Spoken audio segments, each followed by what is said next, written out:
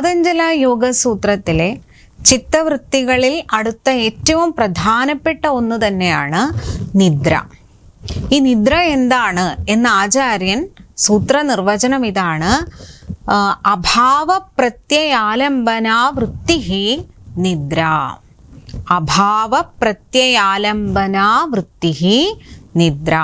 അഭാവത്തിൻ്റെ പ്രത്യയത്തെ അവലംബിച്ചിരിക്കുന്ന ചിത്തവൃത്തിയാകുന്നു നിദ്ര എന്നാണ് പറയുന്നത്.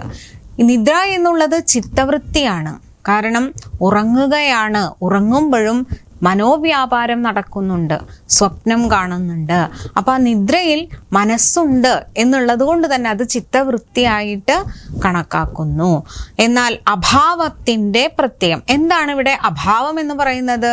ഇവിടെ പ്രമാണം തുടങ്ങിയ പ്രമാണം, വിപര്യം, വികല്പം തുടങ്ങിയ ചിത്തവൃത്തികളൊന്നും നിദ്രയെ ബാധിക്കുന്നതല്ല.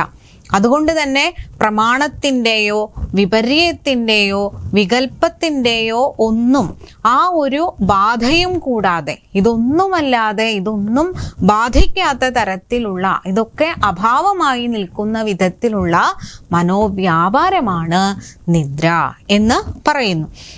ഈ ചിത്തവൃത്തികൾ, പ്രമാണം, വിപര്യം, വികല്പം തുടങ്ങിയ ചിത്തവൃത്തികളുടെ അഭാവം തന്നെയാണ് നിദ്ര. ചിത്തവൃത്തി എന്ന് പറയുന്നതിനു കാരണം ഉപബോധ മനസ്സുണർന്നിരിക്കുന്നു. അതുകൊണ്ട് തന്നെ ആയിരിക്കാം നമ്മൾ സ്വപ്നം കാണുന്നു എന്നുള്ള ഒരു കാര്യം കൊണ്ട് മനോവ്യാപാരം അവിടെ നടക്കുന്നു എന്നുള്ളത് കൊണ്ടാണ് ചിത്തവൃത്തി എന്ന് പറയുന്നത്.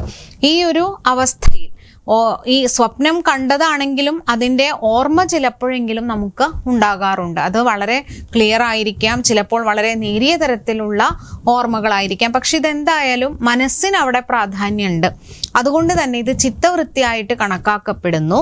എന്നാൽ പ്രമാണം, വിപര്യം, വികല്പം തുടങ്ങിയ വസ്തുതകളുടെ ആ ഒരു ചിത്തവൃത്തികളുടെ അഭാവം, ആ അഭാവത്തെ ആശ്രയിച്ച് അതിനെ നിൽക്കുന്നത് കൊണ്ട്, ഇതൊന്നും ബാധിക്കാത്ത തരത്തിലുള്ള ചിത്തവൃത്തി ആയതുകൊണ്ട് ആ ഒരു അവസ്ഥയെ, ചിത്തവൃത്തിയുടെ അവസ്ഥയെയാണ് നമ്മൾ നിദ്ര എന്ന് വ്യവഹരിക്കുന്നത്. അതാണ് അഭാവ പ്രത്യയാലംബനാവൃത്തി നിദ്ര എന്ന് ആചാര്യൻ പറഞ്ഞിരിക്കുന്നത്. ഈ ചിത്തവൃത്തികളിൽ ഏറ്റവും പ്രധാനപ്പെട്ട ഒന്ന് തന്നെയാണ് ഇത്, അഭാവ പ്രത്യയാലംബനാവൃത്തി നിദ്ര എന്നുള്ളത്.